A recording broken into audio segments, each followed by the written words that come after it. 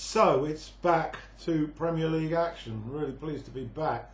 That international break over with. I didn't really see too many of the games. I've lost a bit of interest in this Nations League, and there's just so many matches. But I did catch up with the action in Spain in midweek when Spain delivered a real thumping to Germany, beating them by 6-0 with the Man City player Torres getting a hat-trick. I always enjoyed watching the German national team get a thumping, and I managed to feel just as warm about it this time round. As for the England, I didn't really see the friendly. I caught up with the Belgium defeat.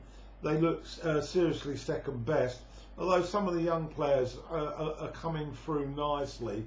They obviously were far too good for Iceland, but let's be honest, Iceland are not at the top table and are unlikely to ever be. But Foden was a good performance from him, 2 goals. I also like Sandow, and I also thought that Mount is looking a certainty at midfield, benefit from his work with Lampard. And talking about Lampard, we're on to the first match of the weekend's action, and it was at the St James's Park Stadium. Newcastle at home to Chelsea. Team news: Chelsea's Thiago couldn't make it. He's got a slight knock. Havertz, of course, is out, and Pulisic, they're both still injured. Lampard selected Rudiger alongside Zuma. I hope Rudiger had sort of licked his wounds, because he was in that German side that lost in Spain. The full-backs, James is keeping Azpilicueta out. Chilwell, of course, the #1 left back now. And up front, Abraham keeps his place alongside Werner. And Conte, of course, in the middle of the midfield. A pretty strong side, Chelsea. Newcastle, well, they were without their marksman, Callum Wilson, which was going to be a big loss. And they had Joe Linton up front, but he's only scored 1 goal in God knows how long. Almiron on the bench after his long trip back from Paraguay, and John Joe Shelvey surprisingly on the bench. So I was wondering where the creativity was going to come from. Oh, they did have Sean Longstaff in midfield. So to the action, and after an early beginning that was encouraging for the Magpies, it then became evident that Chelsea were going to boss this game, and Newcastle got caught in possession on 4 minutes, and the ball found its way into the box, and Werner's shot was powered and pushed wide by Darlow, and that was the first involvement really from James and Mount, who linked up very, very well. 8 minutes, Abraham connected with Ziyech's cross. He's looking a great buy, and he drew a great save from Darlow. In fact, Darlow was basically Newcastle's best player on the day. 9 minutes though, he couldn't do much about this tantalising cross from Mount, which was kneed into his own goal by Fernandes. He was under pressure from Chilwell, and there was a slight hint of a push, and so it was checked, but the push happened after the ball hit the knee, so it was a goal. No free kick to Newcastle. So 1-0 to Chelsea then, and they were good for it. James, another tantalising cross on 23 minutes, and Werner inches away from connecting to make it 2. and then Werner set up Abraham. Abraham set up Werner, and again his finishing was quite poor. Maybe he was suffering from that 6-0 whipping. Of course, he is the centre forward for Germany these days. Up the other end, Mendy was good on 32 minutes, fought in a Newcastle attack, and then St Maximin got a shot away. It was blocked, but we got to the break with Chelsea good value for a 1-0 lead. Off we went second half then, and Werner in the action again. He stole the ball from Shah, and then he failed to find the target, and he looked very frustrated with himself. But 54 minutes, Ziyech again instrumental from a corner, and Zuma headed just wide.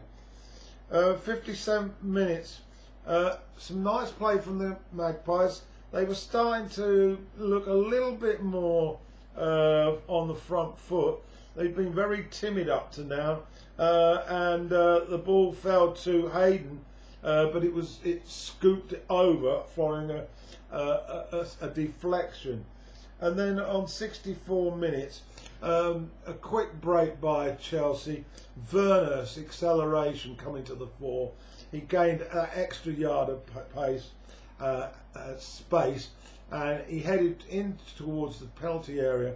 Abraham was on his right, and the pass was perfect, and Abraham clipped the ball in off a post, and Chelsea had gone 2 up, and they thoroughly deserved it, to be honest.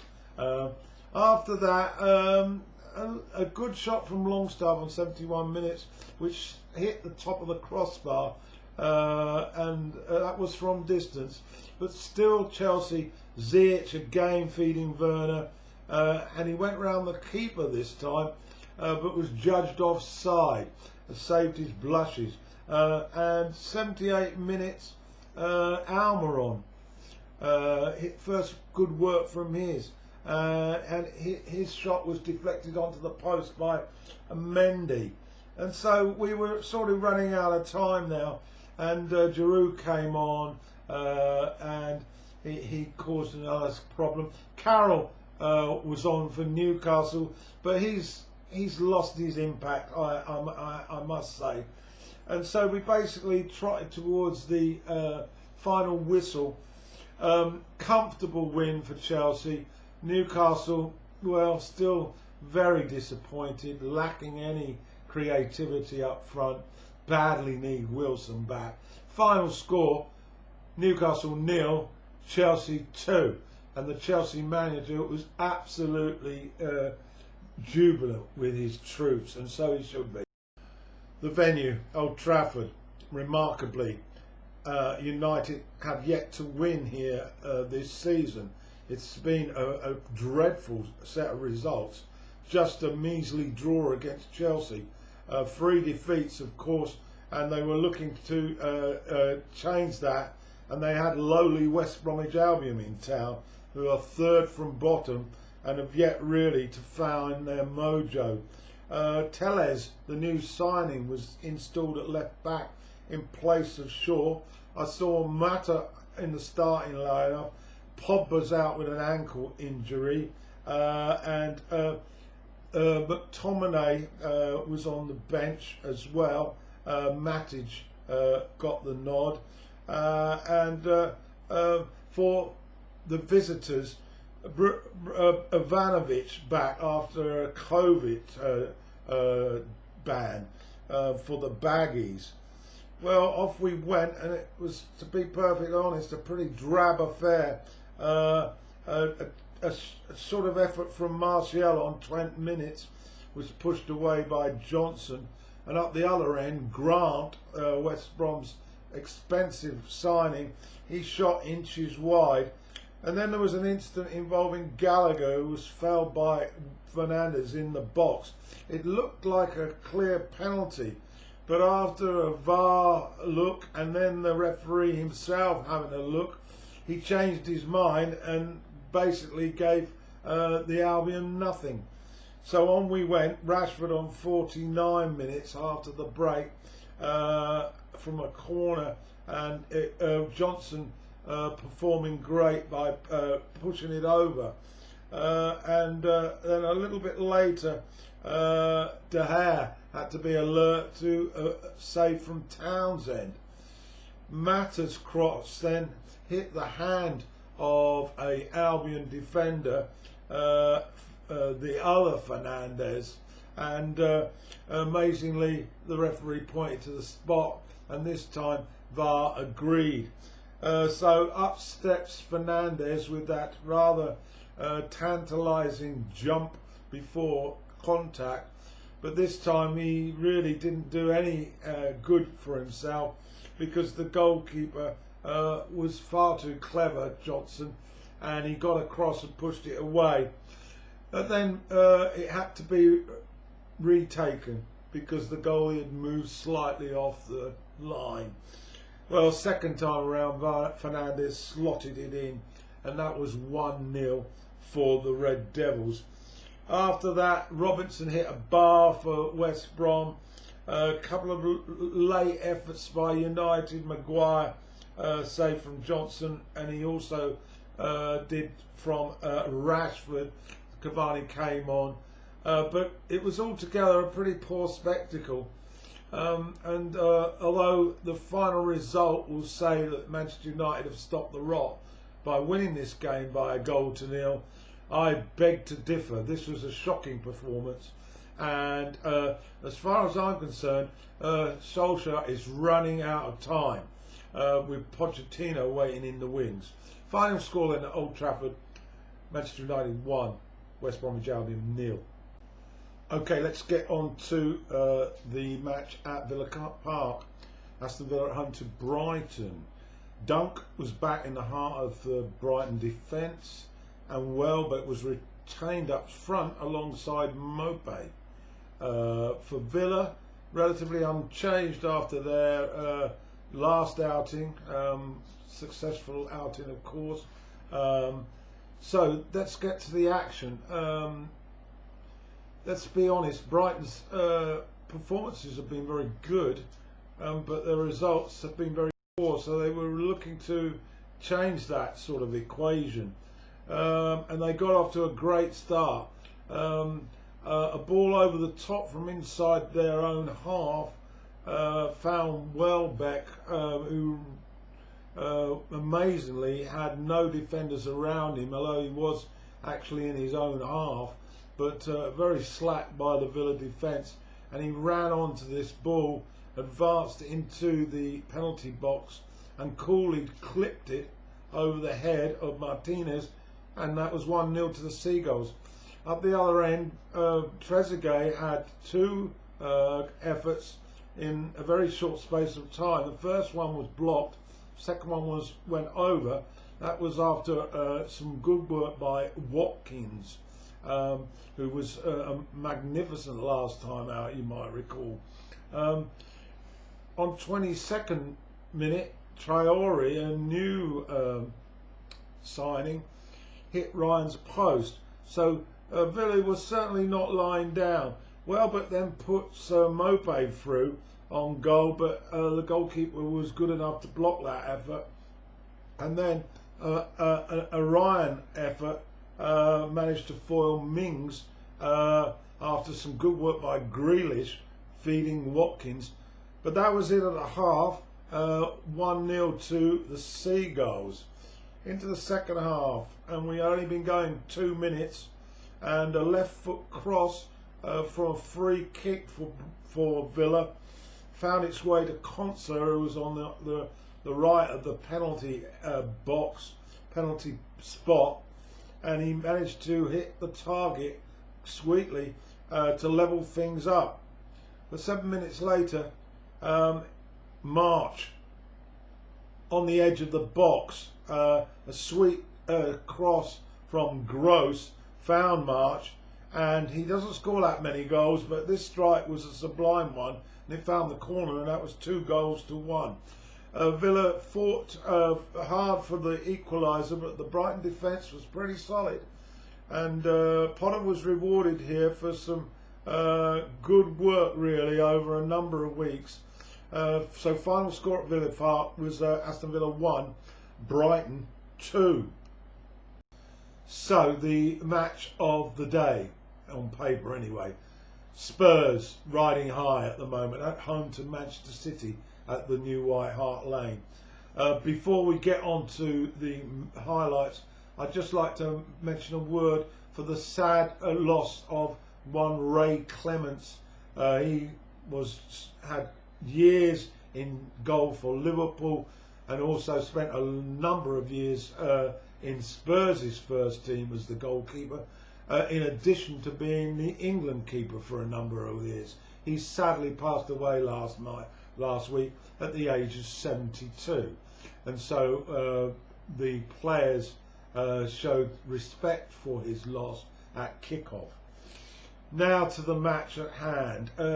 City, they had Aguero on the bench alongside Sterling, who had got a slight injury. Foden was there as well, and Gundogan, but I guess he was sort of still licking his wounds. Bale on the bench, no Docker, he's apparently picked up some COVID problem. Spurs, De Salsa on the bench, as was Mora. They basically looked like they were at full strength, although of course Doherty, he's usually right back, but Aurelia deputising for him. So to the action, and it didn't take long for that combination. Well, not quite that combination, but you know what I'm talking about. The Spurs front line. This time it was Ndombele who'd learnt from Kane how to cut defences apart. He clipped the ball from right to left over the defensive line, and Son once again galloped into space, and he cut inside and once again hit the ball in the corner. Ederson didn't have a hope, and so the Korean had put Spurs 1-up. Up the other end, 9 minutes, Jesus, he had an effort, but was foiled by Alderweireld's late tackle on the 6-yard box. It was and then another great move involving Son and his big mate Kane. He set up Kane this time, but Kane's effort was ruled offside. Roderick had a header on 14 minutes, and then a great effort by Laporte, who fed Jesus, but the ball was apparently, although it hit the back of the net, there was a sort of handball incident that was checked, but no penalty. So we got to the break with Spurs up front, leading by 1-0. Second half competitive, but it has to be said that City were missing that cutting edge. De Bruyne was doing his best, but he really seems like he's missing that David Silva to help him out. Mahrez was almost insignificant in this match, and they brought on Foden. Spurs, however, Mourinho ran the changes. He brought De Salsa on, and within minutes of his arrival, Kane set him up on the left, and he advanced into the box. He had a few yards of space, and he clipped a shot with his left foot, which managed to go through Ederson's diving legs, and that was 2-0 to Spurs.